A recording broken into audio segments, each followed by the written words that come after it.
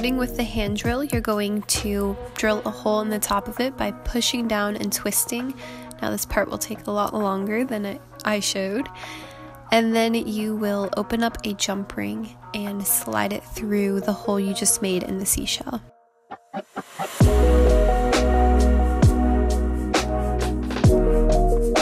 And you can use the pliers to close the jump ring, and then you just double that, make another seashell, and then cut the gold wire. Make sure you have 2 pieces that match in size. And then you're going to take the ends of each gold wire and twist them in.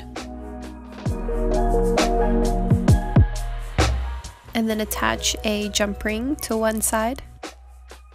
And then you'll be attaching the other side to that jump ring as well.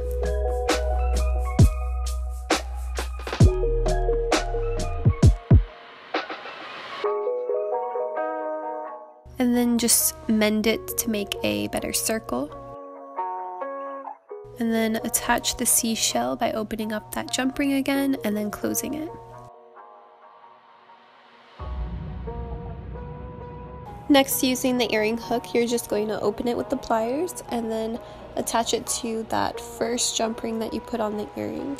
And you're done. Very easy hoop earrings.